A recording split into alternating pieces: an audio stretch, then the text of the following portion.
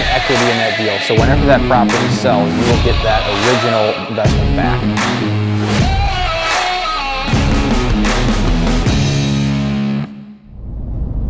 Hey, what's going on, guys? I'm riding here with Mantard over here, my son Henry. We're on our way back to Pensacola.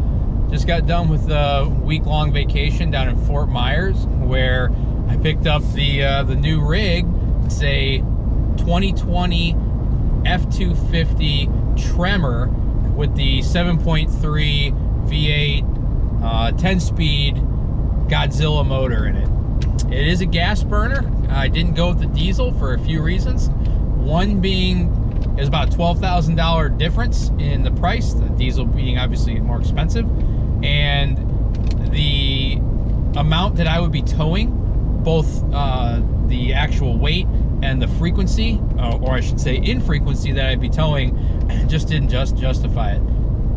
And this thing, I mean, is a gas burner.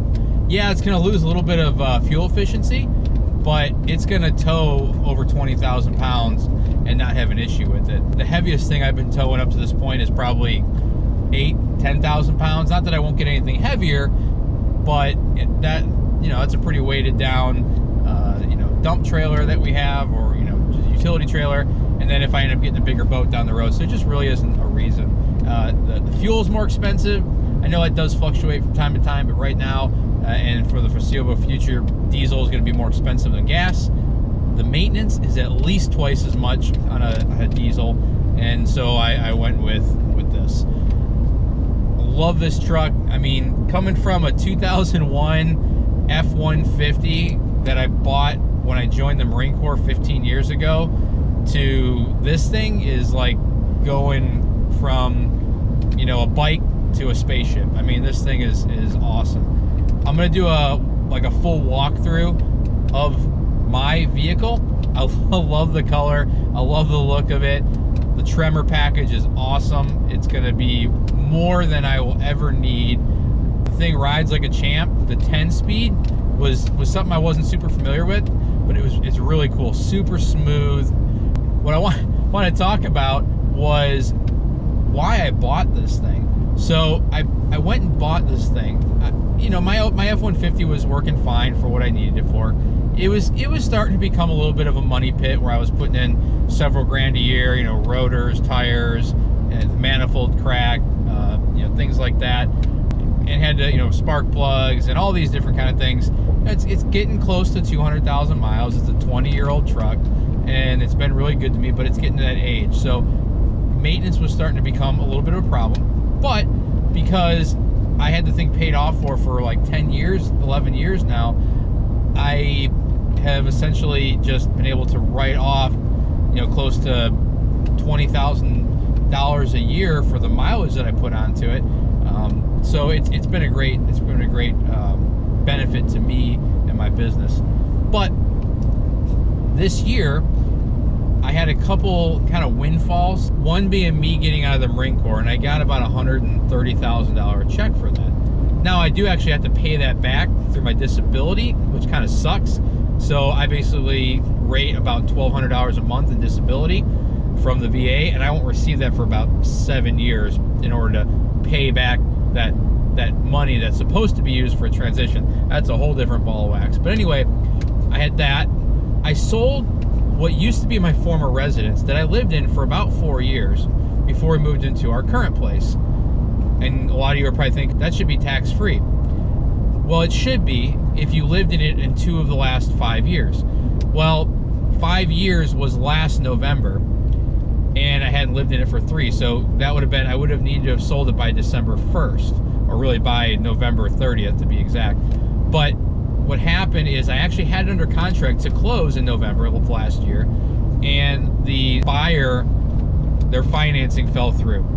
So unfortunately, wasn't able to sell it at the contract price, and so I sold it in July of this year.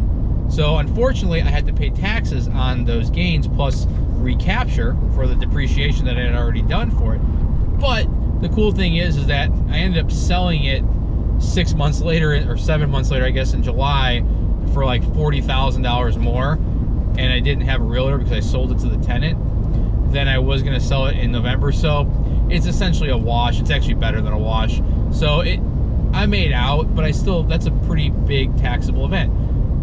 Our flipping business, which is active income, also did very well this year. So that goes against my taxable income as well.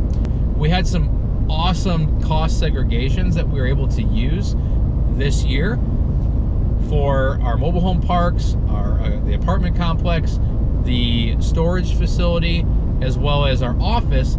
However, there was a decent amount of income there. So the long story short is that I had to get some more write-offs. I had to be able to depreciate something, a lot of something, in order to not pay a huge tax penalty last year. Well, that ended up being a truck to me. Well, the reason why is because, like I said, I was getting close to kind of needing one. I could have limped that one that I have along, and it's been a great truck, but I wanted it to. I've always wanted a 250, and I found a really good deal on this one. Essentially, I got this truck in a time where trucks are really hard to find in general, and finding a good deal on one or one at a discount is almost unheard of. And I essentially got this thing for like 12, 13 grand under the market value of it. So, like when I went to sign the paperwork, my trade-in value, so they always give you what your trade-in value is, was approximately $10,000 more than what I paid for the vehicle, which is just incredible. So I could have closed, driven down the street to the next dealership, and made 10, 12 grand right there.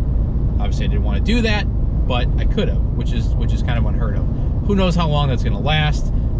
We all know that a dip or a recession or even potentially a depression is coming, but it doesn't mean you sit in the corner and hide.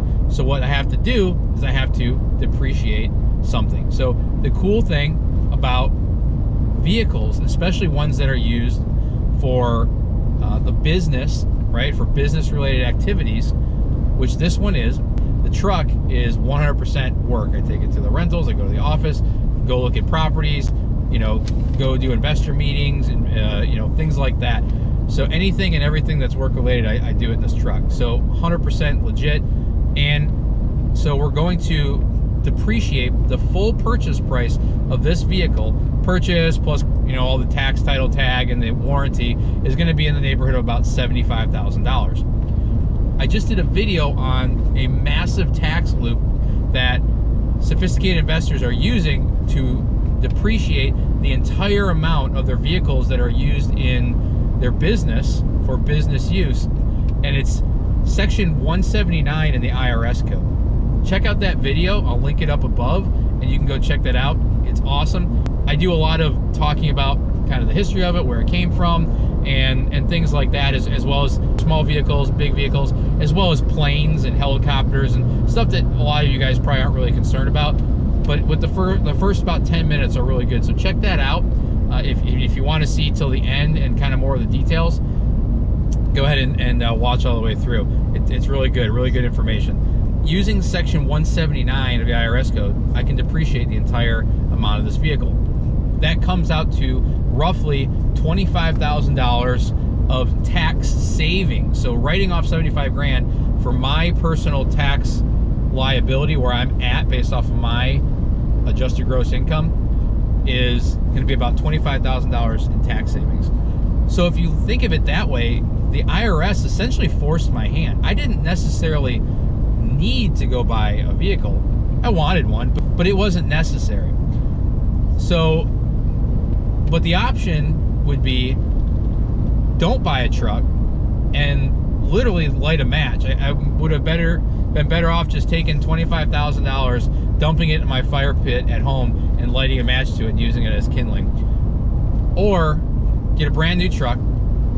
I got a 0% down, so 100% financed loan at 2% for 6 years, 72 months. In the first 2 months, I don't have to make any payments on this vehicle, and I get to write off the entire thing. It just makes all the sense in the world. And I just finished up a property, and on the way over here in my new truck, I talked to the tenant, that I'm going to be putting in my new rental. It's going to be at $1,400 a month after you take out taxes and insurance for that property and a maintenance reserve. We just flipped the thing, so it's really nice. I'm not going to need a whole lot to it in CapEx and maintenance repairs. But anyway, that thing is going to pay for this vehicle.